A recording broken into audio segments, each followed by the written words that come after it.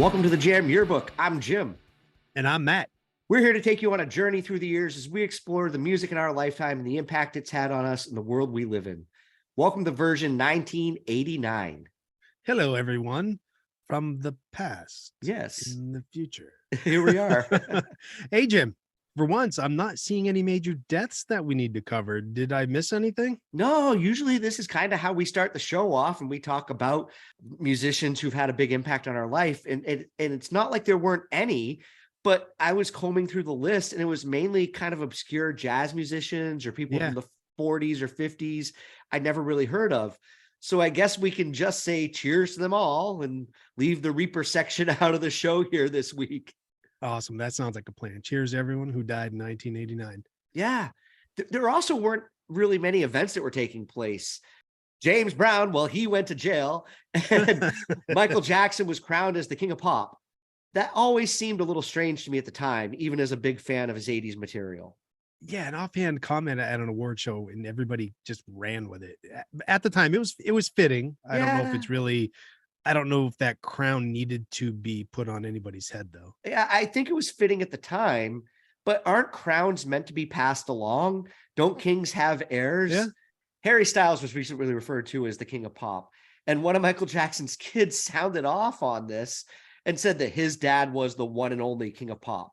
And we know that before this, Elvis had been crowned the king. That was kind of a nickname of his. Yep.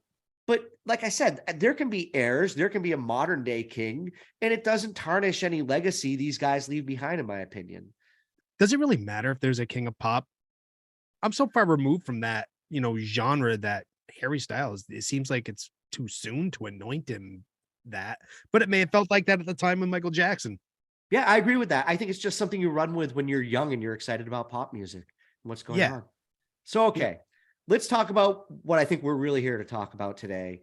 It was amazing, the amount of stuff that was there. It's tempting to do another 1984 or a two-parter like 91, but I think it's just best jump right in and share what we found and how it was influencing our lives then. And if we leave something out, it's not on purpose. Yeah, I think we learned some lessons about 1984 just going through songs. And then we also learned about splitting a show up into, half a year and half a year, because you don't know where the impact really is. You talked in version 1984, though, about being on your paper route and beginning to buy cassettes. I was kind of a late bloomer, and I didn't have my first job until 1989. I was working at the movie theater. Yeah, I had the good job. But I also had a car with a tape deck, and that was my safe space that I went to when I wanted to listen to music and listen to it loud. And when I first started going through the list of albums released in 1989, right away, I could count 32 that I had cassettes of. Quite a few of these still hold up today for me, but there are a few stinkers in there as well, because, it's me. I've got that legacy of music that, might not be as well regarded today, but I'll own up to those shortly here. Oh yeah, there's a bunch of crap ones out there. People want to blame grunge for killing, hair metal, but hair metal was doing a good enough job on its own of ending its own life. Yeah, I think I was just having fun. I was young and I just wanted to like everything. You know me, I'm the ultimate optimist. I can't help that. Are. But there was also a lot of great music for you too. So this isn't going to be an attempt to name check everyone today, but I think we should just volley back and forth on what we were listening to. And if I'm going to embarrass myself, I'll start straight away, if that's cool with you. Go right ahead. All right. I'm going to start with the Quincy Jones album, Back on the Block. We addressed this in part 1 of our 1991 episode. It's already been done, folks. So I'm just going to leave it there. Shame on me. I didn't know you listened to this back in the day. I thought this was in 91 when we covered it, that you kind of hit on it then, but we rightfully tore into this piece of junk. Yeah, we sure did. And I think it just came down to the fact that it was popular, it was Grammy winning. I think because it was Quincy Jones, and having been a Michael Jackson fan in the 80s, I wanted to believe this album was a tremendous piece of work. But going back to it, it's just a giant turd. And I'm sure if they were going to list the best albums that ever won Album of the Year at the Grammys, this would be at the back of that list. Yeah, this is under the carpet. It is. So Skid Row. Oh Their yeah. debut album, Skid Row, it's perfect example of a band I found and hoped everyone would catch on to. Boy, and then they did, and you couldn't escape them, which was great. It's a great example of ballads having a huge hand in propelling bands, especially these hair bands. And I remember going up to Montreal and seeing them open for Bon Jovi. I mean, come on. I Remember You. That was huge. It was a Oh massive yeah. song.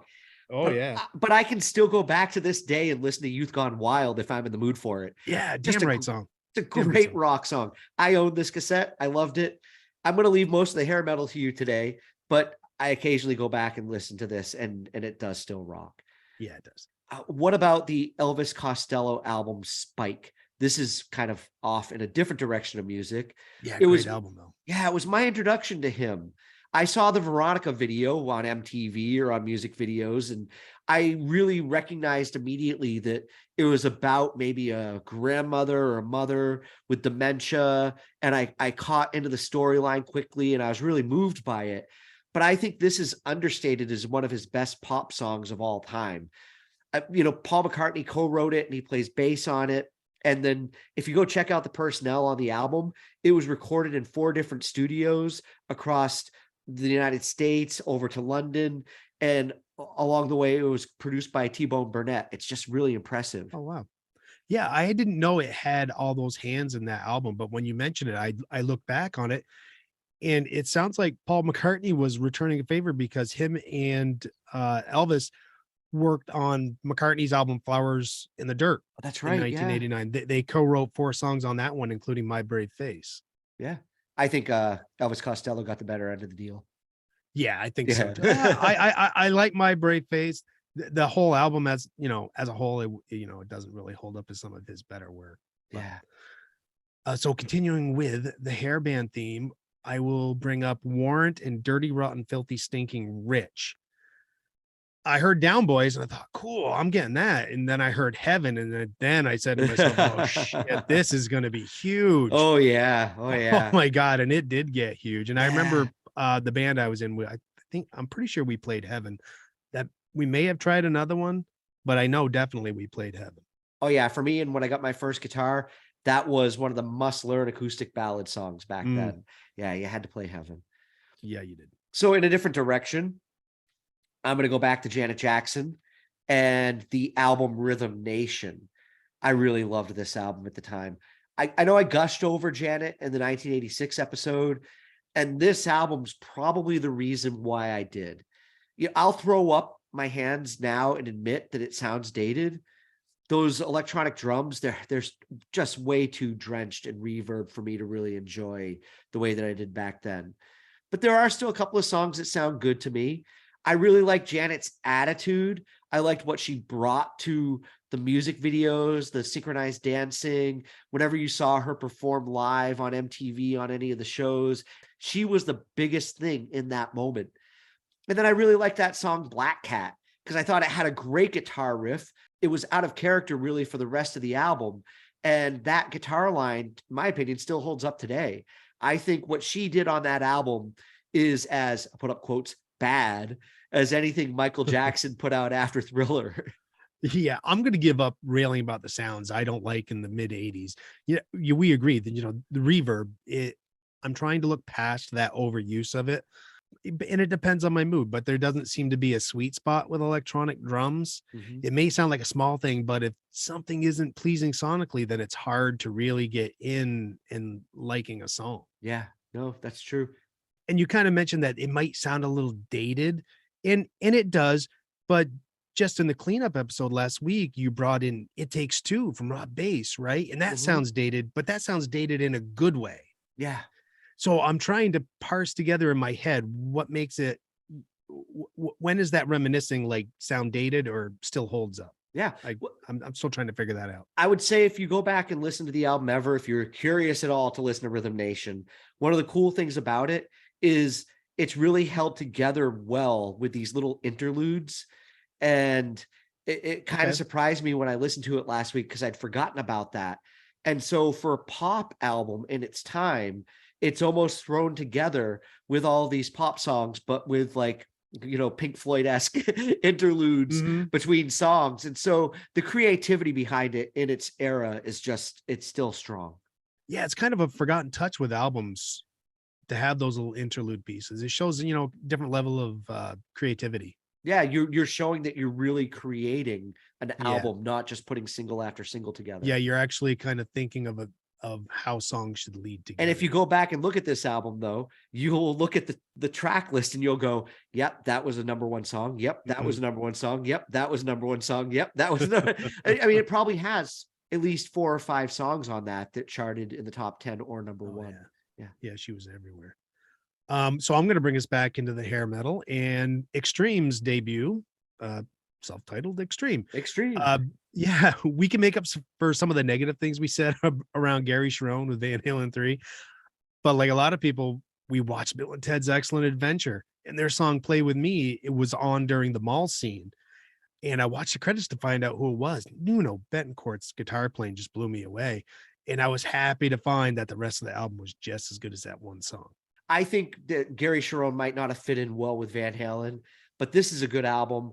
And they got Mhm. better with Pornography. I'm sure when we get to that album, we're going to argue over what song you're going to want to Yeah. pick or what I'm going to pick off of it.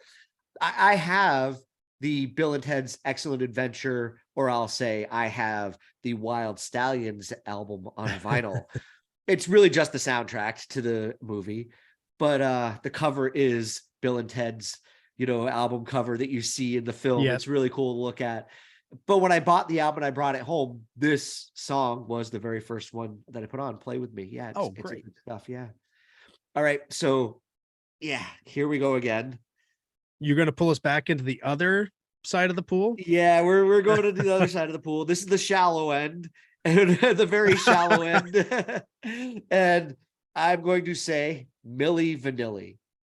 You have to. Yeah, we're gonna need a laugh track on this episode. So let me say Yeah. that again. Milli Vanilli. I was in a dance class in 1989 and part of a performance group. Like Janet Jackson, that's what drew me to Rob and Fab. I'm not going to embarrass myself any further by talking about the music because I don't really think there's much there that I can defend today. But I kind of always felt bad for the musicians and the singers who actually performed on the album. They made a hit album. It won Grammys. And I know they were also complicit in everything that was going on, but I would be interested in digging deeper to see if they ever released anything else, if they were just blacklisted because of how that went down. But it's probably a stone that's better left unturned. Yeah. I can't imagine how embarrassing that must have been when that story broke. Oh, would have to be really hard to live down. And I kind of did feel a little bad for Rob and Fab. As I'm sure they weren't the only masterminds in this, but it doesn't make up for doing what they did. No, It doesn't no, make it any less wrong. no, it doesn't. So I'm not gonna go back to hair metal. I'm gonna go kind of in the middle with Tom Petty's Full Moon Fever. Oh, yeah. So in looking back, yeah, 1989, you could tell that the hair metal scene was definitely kind of dying down. I won't go into all the really bad releases there were for that. But 1989, I'm finding a lot of music that is reminding me of the world outside of metal. Mhm. I won't back down and running down a dream. There are probably songs that people are fatigued with, but they're petty classics. This album helped me reset my barometer, and it's still one of my favorites of his.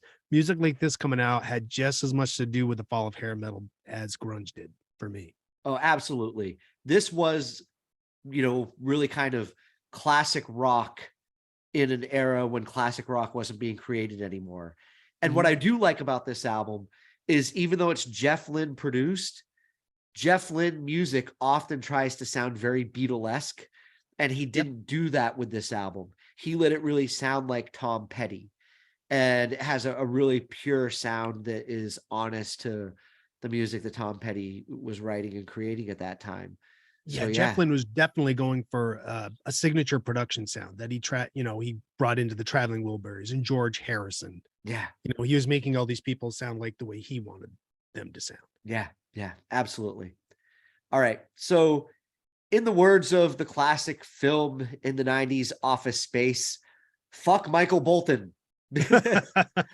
I had the cassette when I was, around this time.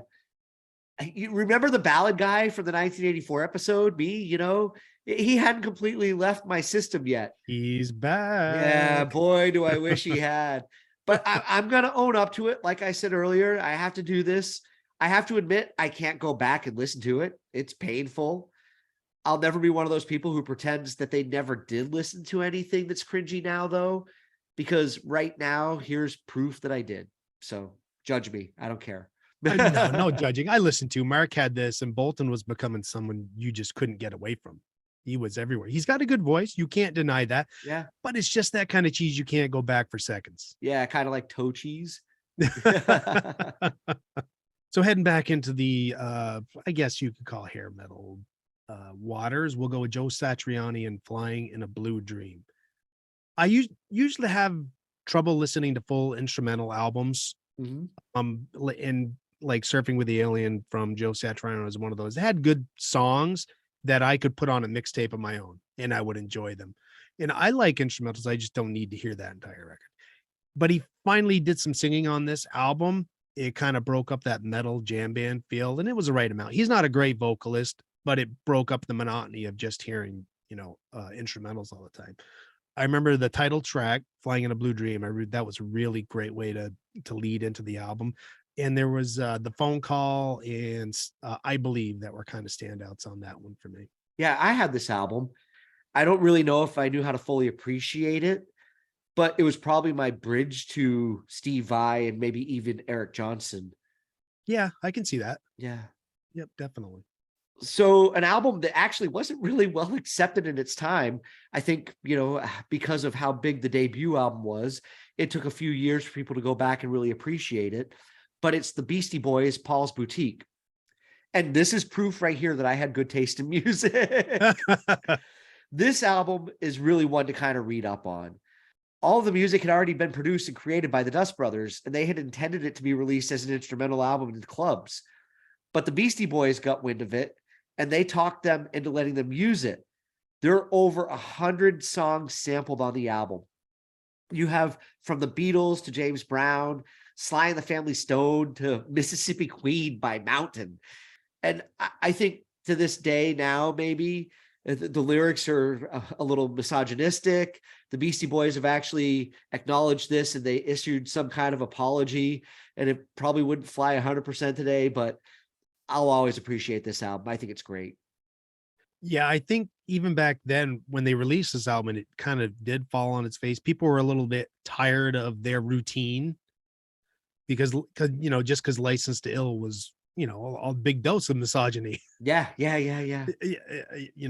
And samples, it's like a Where's Waldo picture. I like picking out samples and enjoy seeing them used in new creative ways. I had no idea there was that much sampling on that album. I haven't heard this one in a while, but I bet when it came out, the samples they used were over my head.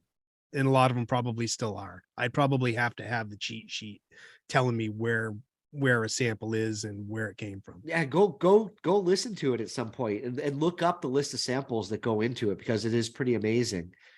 Yeah, I'm gonna have to do that. Yeah. All right, from there I'm gonna bring us to Sonic Temple by The Cult. Yeah. The Cult, they don't reinvent the wheel. They just drive the car the way it should be driven. They're a great rock band. Their music just oozes that rock and roll attitude. It's aggressive, it's in your face. There's nothing subtle on it. I love the pacing of these songs, the drums, they're slow, heavy with emphasis. Mm-hmm. This isn't an album I can get tired of. No, it's a good album. It really is. I like The Cult. I like them a lot. And I think this past year they released an album and I went and listened to the entire thing when I was just hanging out one day and I really enjoyed it. They have continued to make really good music throughout their entire career. I think they're kind of one of those bands that's known for one hit, but their entire catalog deserves to kind of be looked at because you're right. They're not going to change rock music and what they've done, but they have their own signature to what they're doing. And I do think there's songwriting creativity that they have it's not cheesy. It's got its own sense, and that's why I like them. Yeah, there will always be room in music for bands that do music the way The Cult does. Yeah, yeah. All right. So speaking of cheesy, I'm going to go with Weird Al Yankovic and his soundtrack to the film UHF. This is my mop, Stanley Spadowski. I think this soundtrack was my final moment of innocence.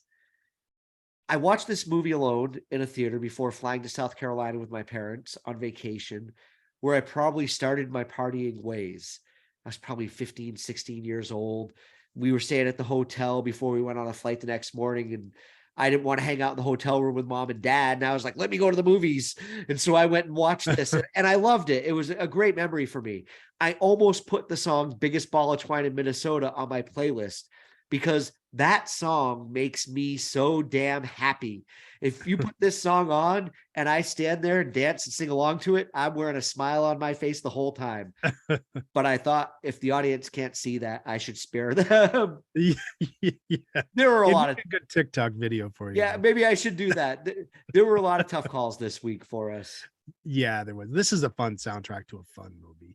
And yeah, this is probably the time in our lives where we leave things like Weird Al behind. Yeah. You know, where younger generations will pick up that torch and carry it along. Yep. This song still makes me chuckle when he sings Pickled Wieners. He weaves quite the story in that song. That's a good choice. So here's a band that we've been able to talk about quite a bit recently, from version 2022. We're going to go back in 1989's release of Mother's Milk from the Red Hot Chili Peppers. I hadn't listened to this one in a while, so it was good to catch up with it. I was half dreading it because I was afraid of not being able to connect with it, but I still found it a really great listen. Obviously, you got Stevie Wonder cover, Higher Ground. That still holds up. Johnny Kick a Hole in the Sky, Knock Me Down. Mother's Milk still delivered. The Peppers had this, it was like almost like a dangerous sound, a little frantic, because it was new, it was different. You didn't know where the songs were going. Taste the Pain, that song still rocks. Yeah, I'm glad you bring that song up. I love Taste the Pain. I think it's great. And this is where the classic lineup of Frusciante and Chad Smith began. Yes. So, even though they went through, some horrible tragedy with their original guitar player, Jack Irons was their original drummer. I think that when they assembled this band, this was when the Chili Peppers really moved forward and kind of conquered the world. Yes. Yeah. So my next album it's very interesting, and it's a little off the mark of everything else we've talked about. I'll say the name Peter Gabriel, and people go, "Oh, 1989. Is it, In Your Eyes?" Because Say Anything came out that year. No, it's not. It's actually from The Last Temptation of Christ, and it's his soundtrack called Passion. It's Peter Gabriel. Wait a minute. Where's the singing? It's not there. But it grew on me over time. And as the years went on, it was something that I would just put on headphones and drift to sleep to. I worked at a summer camp, and I would do guided imagery with the teens that were there. And I would use this as the music that I would put on. It was music that I carried with me way beyond 1989, and it's a really great creative instrumental album that Peter Gabriel probably doesn't get enough recognition for today.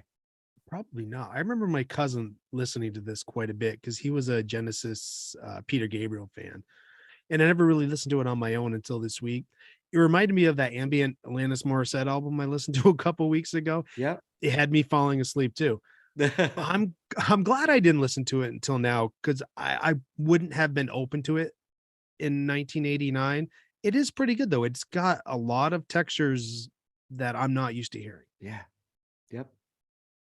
So I'm going to take us back to the rap game a little bit. I'll throw a couple names out here that people will probably recognize.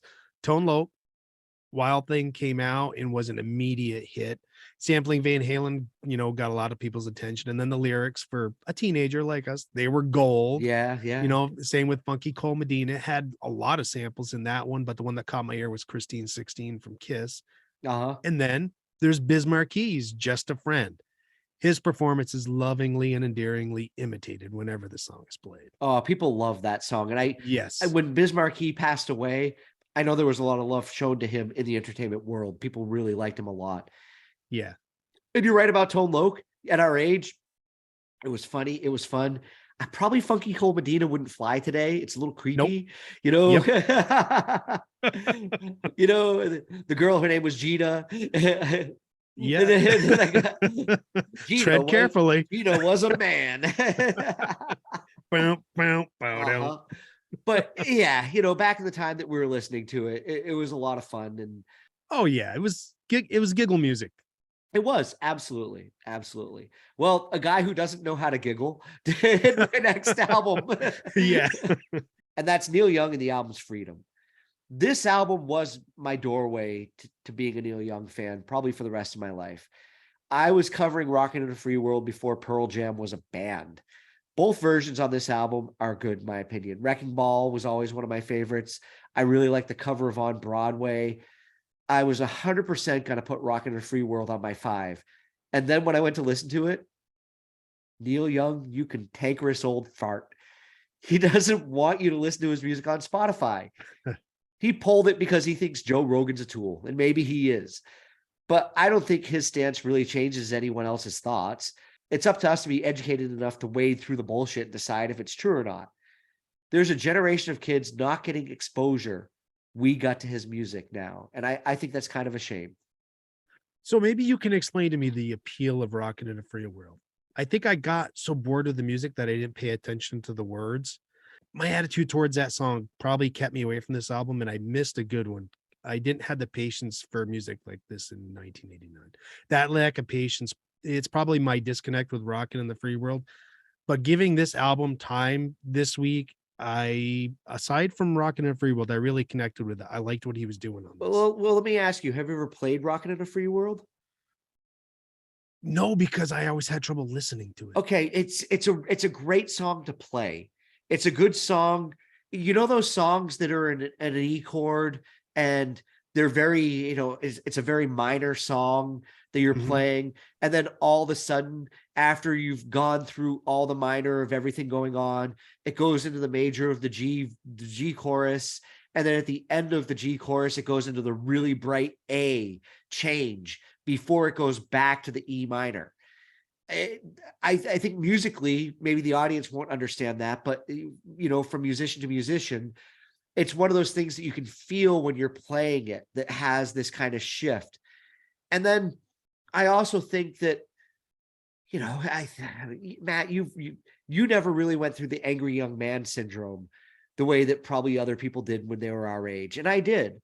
And Neil Young was a really good conduit for going through wanting to be angry but positive at the same time. Yeah, okay. I'll go back into it with that in my head. Like I said, deep lyrics back in the day, I probably wasn't in tune to.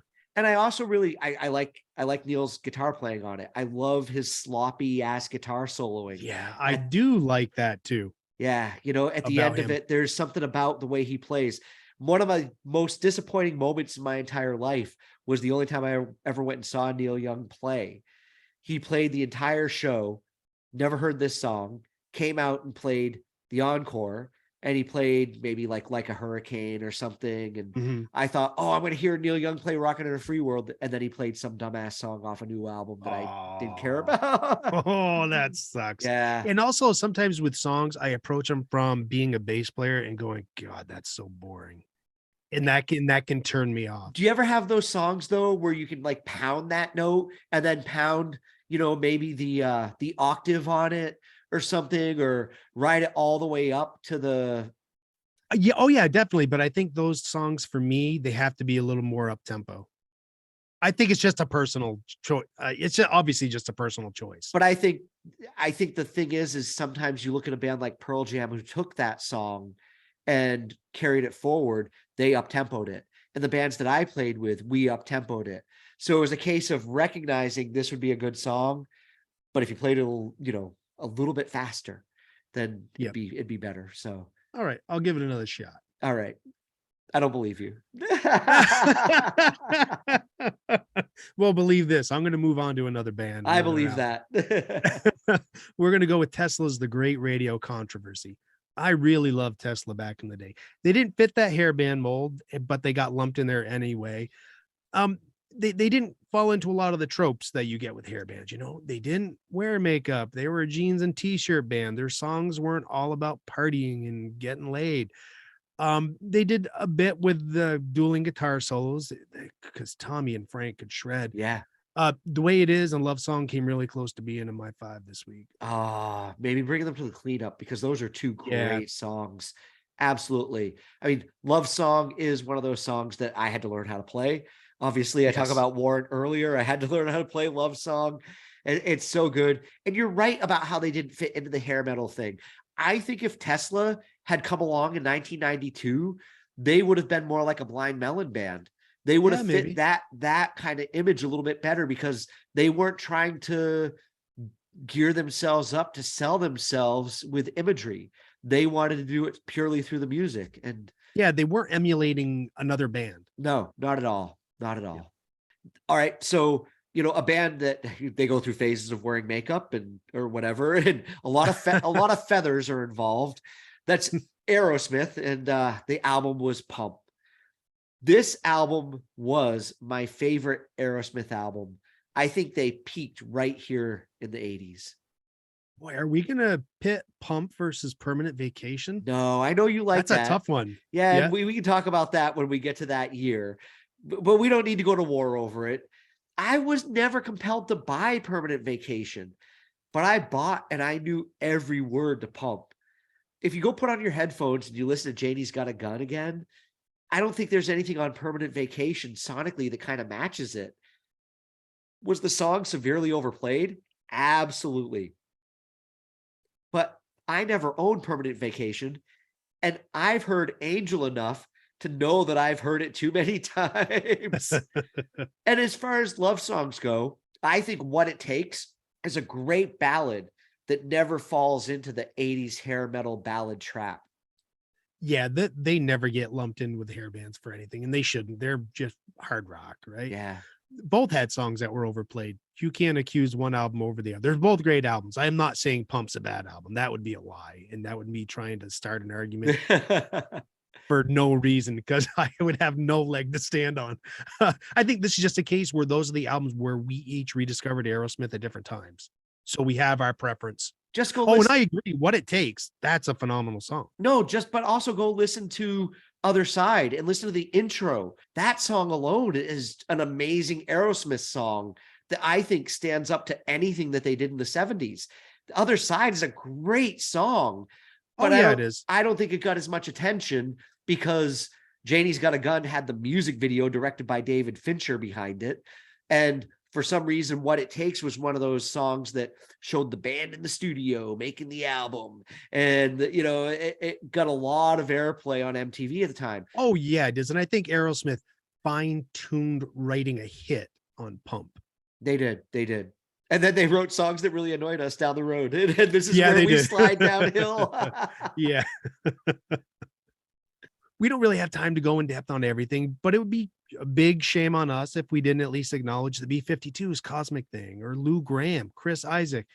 And while we gave Phil Collins the business, especially surrounding this album, he still had a lot of hits off it. Yep. And if you looked at the poll on the Facebook page this week, you'll see a lot of the music we didn't have time or inclination to talk about. Do you really want to hear us rant about If I Could Turn Back Time? Yeah, probably not, but yeah, we may in a future episode if we pull songs off the list again. Matt, I don't know how this happened. We got to this point in the show, and somehow I have spared you from The Cure's Disintegration. I know. To be honest, as much as I loved it back in the day, I went back and I listened to it this past week, and I couldn't get through it. I fatigued myself of it. Yeah, I have to be in the right place at the right time if I want to hear it again. I can't just put it on. But it was a big part of my musical fabric in my teens. Yeah, I was braced for this album. I'm like, oh crap, this is the one that's going to do it. Here comes Jim. Here comes Cure Jim. And I kind of wish you would have been able to bring it, but I definitely understand. I mean, I've talked about killing albums for myself plenty of times. I'm not done with The Cure, so I still have other stuff. I know you're on my radar. It's just I decided to take this to the audience this week and ask them if The Cure belonged here. Yeah, and it might be a good barometer to know if a song is fatigued by everybody else too. Yeah. Because I almost brought the Smithereens Girl Like You onto my 5. And then I'm like, well, let's leave it up to the poll to see what people would actually think. And then, Yeah. I think it got like 1 vote. So I'm like, oh, okay, maybe, maybe I was on the right train of thought there that it's might That be a little is. fatigued. Yeah. All right, Matt, we've done enough volleying back and forth here. I think, if this were a match, we'd be kind of tied with everything that we brought to the show. We don't really disagree on too much, which is cool. I think when it comes to our formulative years, we really had an opportunity in 1989 to listen to a lot of different styles of music and put a lot together. And I think Mhm. when we get to 1991, it does all go to kind of one style of music for a while. So Yeah. I'm looking forward to 1990 to see what we get there, because these are bridge years that are leaving the 80s and going into the 90s, and music's changing. And we're definitely going to hear this when we talk about our 5. So let's get to that, because I think we have songs here that will create that bridge. Yeah. It's kind of like a transition. Definitely. Yeah, it is. So you chose 1989. You get to start this week. Your 5 songs, where are you taking us? I will start with Stevie Ray Vaughan and Double Trouble with The House is Rockin'. Yeah. Stevie Ray Vaughan also gets thanks for being there when I was rediscovering music outside of metal. I mean, we've talked about him before. He's one of the best guitarists ever. I think he's pretty close to your top spot, if not in that top spot. Mm-hmm. And I also think his voice gets overlooked because of his playing, but he's a great singer. Yep. And this was maybe his most approachable album, I think, for non-blues fans. It's still Stevie Ray Vaughan's, brand of blues rock, but it's grown up a bit on in step. Songs like Crossfire have a tight, not quite blues backbone, and The House is Rockin' is pure boogie, ripping solos. Blues rock can be just as formulaic as everything else, but when I feel the authenticity and the playing and the singing, like with Stevie Ray Vaughan, I love listening to it. Yep. I had this album as well. It was almost on my list, or at least a song off of it, or to talk about. I think this was my introduction to him, because I think I was trying to branch out, like Joe Satriani I talked about earlier, into looking at different styles of music, and knowing that he was a great guitar player and getting into guitar at the time. And this was accessible music to somebody who didn't want to dig into deep blues. And it's great songwriting. And I'm glad you brought up Crossfire as well, because another great song off the album. So yeah, man, I got nothing to knock Stevie Ray Vaughan for, of anything that he plays at any time. Yeah, definitely. And around this time, he had one of the earlier MTV I think it's an unplugged, where Yeah. it's just him sitting on a stool with his guitar. Man, his version of Pride and Joy on that is fucking amazing. Yeah, it is. Yep. All right, so moving on. What's your first song? All right. So my first song is going to be, we're going to go right into Jim's 1989 wheelhouse, Young MC's Bust a Move. This became my signature song in the early 90s. I did one of those recordings where you go and you sing it to backtracks in a little studio somewhere. My friend and I made a music video as well. Sometime when I was living in Bennington, my friends discovered it in my apartment when I was out, and it became a major focus of entertainment. But we also ended up covering it, and it was a lot of fun to jam on at gigs with a rock band. It's just like an E and an A kind of song, back and forth. So you could throw a guitar Yeah. solo in and everything. But I even had my own freestyle rhyming to Oh, insert, really? yeah, during the breakdown. Do I have to like what strings do I got to pull to get you to do that? Do I have to shame you into it or Oh, I've probably embarrassed myself well enough already to just share it one last time. Are you ready for it? I'm ready, Jim. Let's hear you rap. All right. Yeah, So take a drink, take a drink. Let's go. yep, you know the song Young MC, and when they get to the breakdown, he, bring it down for me, fellas. Oh, yeah, Okay. yeah, yeah, where it's So got the drum yeah, breakdown, yeah. yeah. So what I'll do is I'll give my rhyme, and then I'll bring it right into the first couple of lines of the following verse and the way that it flowed. And it fit perfectly. All right. So here it goes. I'll give it to you, Matt, and the audience. I'm sorry. I apologize in advance. He goes straight to, Bring it down for me, fellas. Hey, out there, bust a move, hit me. Let me create a rhyme to fill this time. My name is Jim, B on the end. And if you try to stop me, I'll just send you flying through the door, hoping that you'll be coming for more so I can knock you and teach you a lesson. You won't come to me for another session, but I'm not a violent guy. And if you stop and want to ask me why, I'm a poet, a man with the girls. While you're out fighting, I'll be rocking your world. I want to see you party. Get down on the floor. Slow dance your girl to the bedroom door. If you bust your own move and you do it right, keep your party going on through the night. Your best friend Harry has a brother Larry. In 5 days from now, he's going to marry. And it went right into that. Now here's a part where you need more the ovation again. Right, right, or the siren going wah, wah, wah, wah. All right, Jim. Hey, that wasn't so bad. That was pretty good. I liked it. You know, you learned some misogyny from the Beastie Boys and you brought it to the Young MC world. There you go. Cringe. There you go. Everybody. Thank you for sharing that, yes, Jim. Yes. All right. What is your number 2? I'm going to spend the rest of this show in regret. You do look a little red. I do. Okay, I'm going to go back to a little bit of hair metal with Mr. Big and Addicted to That Rush. This was one of my favorite albums for 1989. The tandem of Paul Gilbert and Billy Sheehan was incredible. I didn't think Billy Sheehan could ever be paired with a more perfect guitarist than Steve Vai. Paul Gilbert showed up to the studio and said, "Hold my beer." Those two blended so well together, because I think where Steve Vai is a little bit more eccentric, this was a little bit more straightforward metal noodling that they would do together. And I stand by my opinion that Eric Martin's a great rock singer. And there's some really cool, especially on this song, Addicted to That Rush, there's some really cool drum fills that fit perfectly with what's going on musically. That just the accenting is right on the right notes that the guitars are hitting. Yeah, Mr. Big is one of those bands that I think kind of came along at the end of the hair metal phase of things that were going on and kind of fell victim to grunge stepping in.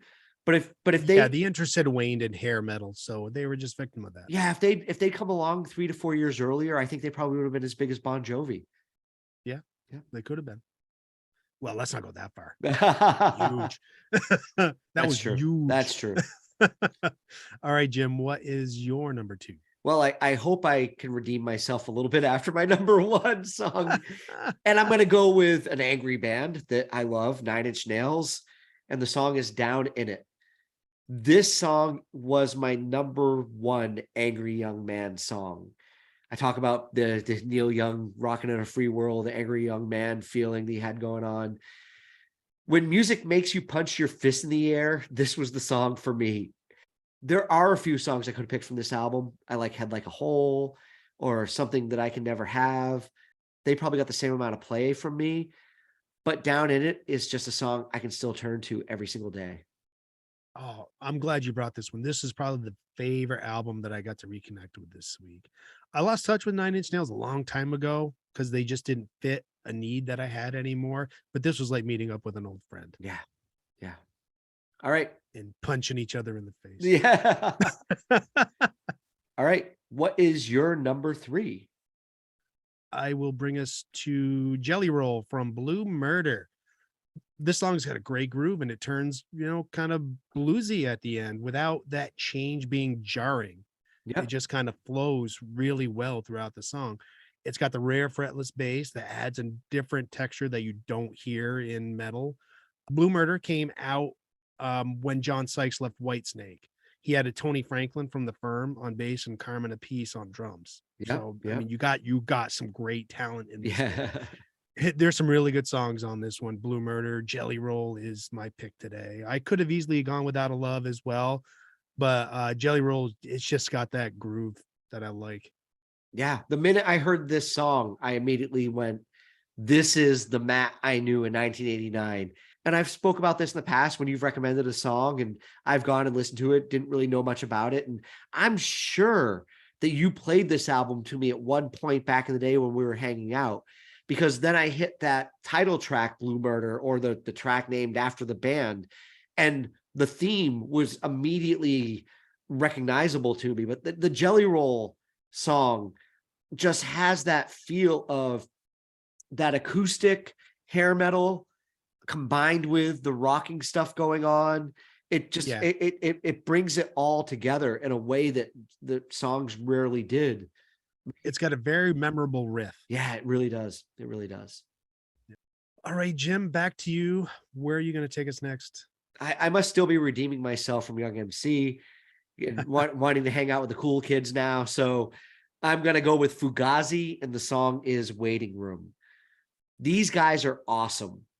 They created Discord Records to keep the prices of their albums down, and they turned down a $15 million contract just to maintain their creativity. They didn't want a label to tell them what they should do. For a long time, admission to one of their shows was only $5. Discord Records is a great story. I really recommend looking it up and reading about the company. But this song itself, what a great upfront bass line. And the drum and guitar dynamic at the beginning revolves around cool timing structure. When I was living in Burlington, I actually worked with a band in a studio where I produced them and did some recordings for them. And they were playing to a young UVM crowd. It's probably back in 2009, 2008. And they played Higher Ground a couple of times. And I suggested this song to them as a cover tune that they play along with their originals. And they learned it. They went out and played it. And I watched a whole group of 18 to 19 to 21-year-olds from UVM jump up and down like mad to this song, just as much to any of the other songs that they were playing. They loved it. Yeah, they probably have that oh shit moment. Yeah. It's just a great song. Oh, it is a great damn song. I never paid much attention to Fugazi before. You know how you have those bands that they're always putting stuff out. They're sitting up on that shelf and you see them, but you go, oh no, not today. Not today. They'll be there next time. And this was one of those bands that I just did that with. And I'll eventually get there. And I think that day is finally here. I really dug this album. This was really good. This song, that bass line, it's so great when you don't need a Billy Sheehan bass line to just be a cool bass line. Yeah. Honestly, Matt, for a guy who really loves punk music, and if you want to think about going from the Ramones and the 70s punk and its growth and where it went to, this is the real roadmap outside of whatever you heard that was popular in punk. So if you want to look into stuff that wasn't pop punk as it grew, Fugazi is the right direction to go into. Yeah, I think they just came out at the time when I was steering away from that music. Time to steer back in. Yes, it is. Get back in that lane. Yep. All right. What is your next song then? My next one, we're going to go back to an instrumental piece in Pipeline from Anthrax. Great band, love Anthrax, and this is one of the all-time great guitar riffs, and I love what Anthrax did with it. I've always had like a love affair with this song. I just love that riff. Yeah, I was really happy you brought this to the show. When I first heard it, I was kind of like, wait a minute, I know this song. And I was surprised because I saw Anthrax Pipeline and I expected to hear this really kind of heavy metal music. And then I was like, I think this is an old surf tune. Yeah, The Ventures. So it's a great way to kind of bring in a 60s song, yeah, because we get covers. But back in the day, a lot of bands, a song is a song, this band would release it and 5 others would do the same thing. But I think Ventures probably would be the most well-known of it. Yeah. And you talk about the guitar riff, but it has all that dynamic drumming going on in it. That's fantastic as well. Yep. All right. So my number 4. Your number 4. Well, I am going to go to your field and I'm going to step in and bring a hair metal band. And that is one of the most well-known hair metal bands of, the era, Motley Crue. And the song is Kickstart My Heart. Now, here is another song that I can punch my fists into the air. There's a great scene on The Office where Dwight Schrute plays it in his car to pump himself up before he walks into a business to close a sale. I can completely relate. I've also been on a roller coaster that gives you headphones, and I was able to pick this song before going upside down at 85 miles an hour. This song is pure adrenaline, and it's definitely a top 2 or 3 Motley Crue song for me. Finally, we can talk about this album, Dr. Feelgood. we were going to talk about it earlier, but said no, it's in Jim's 5. Let's hold off on it. And so finally, yeah, you picked the right song. Kickstart My Heart. It's adrenaline, that driving, chugging along. Yeah, It's yeah, great. yeah. It is. Great song. What a great album during our time. I almost picked "Don't Go Away Mad, Just Go Away." And you wouldn't have been wrong. No, that song was also a song that I really enjoyed. I was trying to learn drums back in the late 80s, early 90s. I wasn't very good at it. I've always said, don't ever let me play drums. But this was my practice song, Don't Go Away Mad. But Kickstart My Heart really just, it's a song for anyone who just wants to wake up in the morning and kick ass all day long. Oh yeah. Yeah, definitely. Can't argue. Yep. Great song. I'm glad you put that on there. Cool. So we'll bring it over. I'll stay kind of in the same field, but it's definitely a separate branch here. Faith No More and From Out of Nowhere. Oh yeah. It was hard. Another album that was really hard to not talk about earlier. It lives up to its name. This really came out of nowhere and was like nothing else that I was listening to. I remember hearing Epic for the first time and did a complete 180 on my opinion of it in about 30 seconds. I was like, oh, what is this? Holy crap, what is this? This was the album I needed in 1989 when there were so many metal bands out there on autopilot, just checking off boxes. This whole album is controlled insanity. From Out of Nowhere, it's intense. It's like an alarm going off. Yeah. I kind of regret not putting Epic on the audience poll this week because I think it would have attracted a different crew. And I think people would have really liked to see that there. And I actually almost picked Falling to Pieces myself off of it. But when I went back and listened to this song, it'd been a long time since I'd listened to this album from the start. And From Out of Nowhere is the lead song to the album. I hadn't thought about this song in years, but immediately the dynamic, the melody, everything that's in this song came right back. I knew the words again. I didn't have to think about it. It's such a great song. And it, in my opinion, it's not third to the other two songs that we've mentioned off the album. Oh yeah, no, it's like as soon as you heard this song the first time, it was like somebody kicking down your door, plopping down on the couch and saying, hi, I'm Faith No More. I'm going to be here for a while. Yeah, listen to my damn album. Yeah, exactly. All right, that wraps up my 5. Where are you going to take us to wrap up yours? All right, my final song, I am going to go to the Pixies. And I'm going to go with the song Wave of Mutilation, but I'm not taking the album version.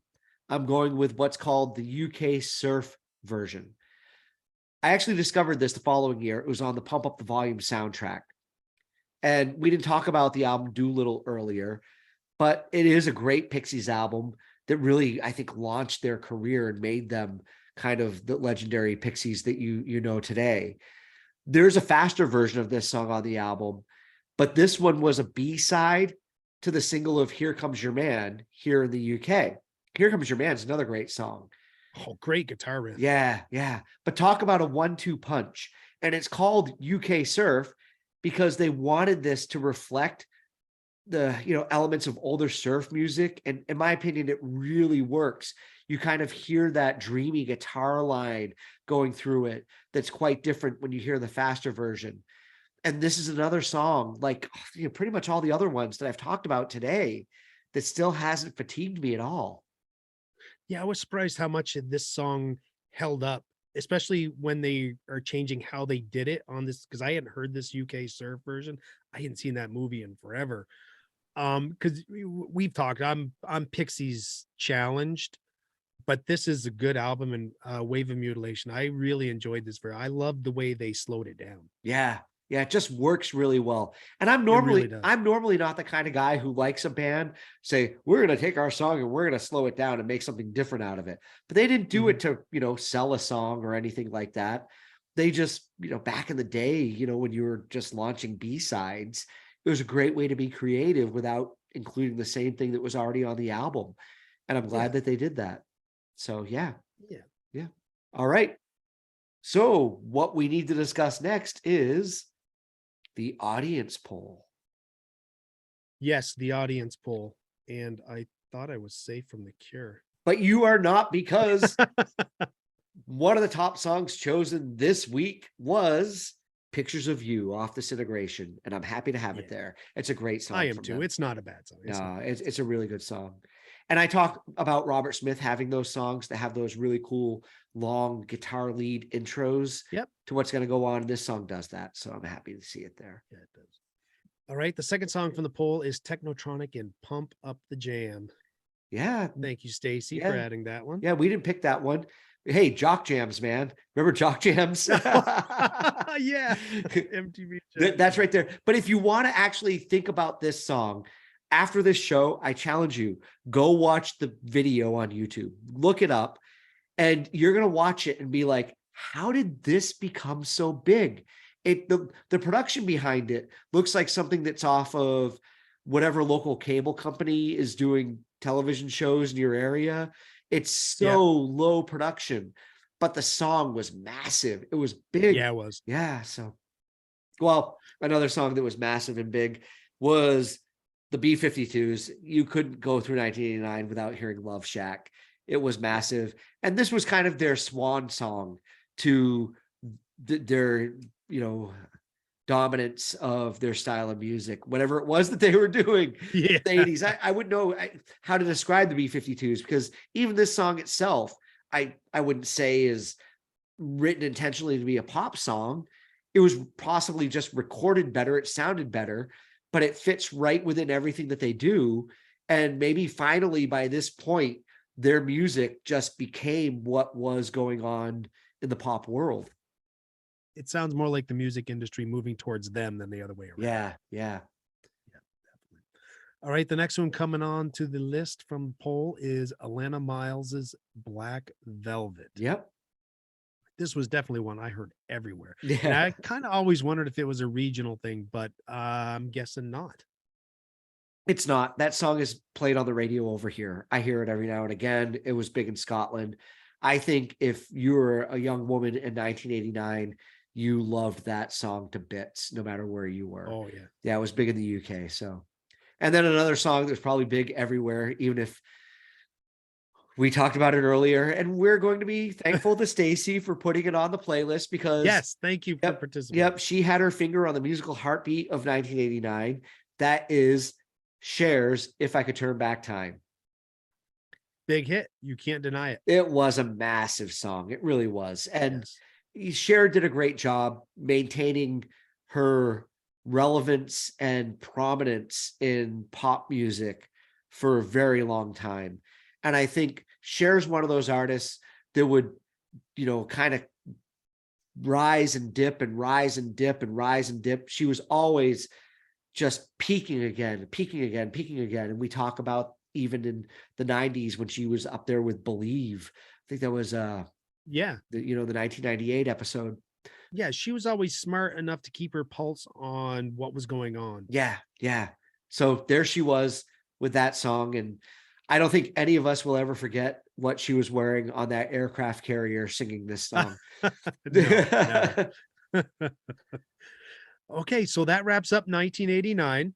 We managed to jam a lot in this week without just checking off a bunch of names. Yep. Now's the time of the show where we reveal our next year. And Jim, it is your turn. Where are you going to bring us next? All right. Well, I think next we're going to jump back forward a little bit, and we're going to go to the year 2001. Oh, we're back in the 2000s. Yeah. Just kidding. I looked ahead because we talk about where we're going next, and I have some music I'm excited to talk about in 2001. That should be a fun show. Yeah, I think it's going to be a good show. I don't think 2001 is a place where we're going to feel out of touch with what's going on. No. Yeah. All right. So it's my turn to wrap it up this week, isn't it? Yeah, I think it is. It is. All right, everybody. Thank you for tuning into the Jam Yearbook. Once again, it's been a lot of fun. 1989. Wow. Just so much music. And I'm sure there's a lot of stuff we missed. There's stuff that we could probably go back and find when we do another cleanup episode down the road. But as you probably know, if you've listened to the show by now, that'll be a few episodes off. So send us suggestions. Let us know. Tell us what we missed. We don't mind hearing that. It's good for us. Tell us where we went wrong. Yes. So 2001, something that we really have a chance to look forward to and talk about. That's going to kind of take us a little bit further into our adult lives again. And Matt, I look forward to talking to you about it. Time to say goodbye to the audience. Same here, Jim. Always fun talking. And we will see you next time on the Jam Yearbook. Yes, we will. Hey, everybody. Peace, love, and podcast.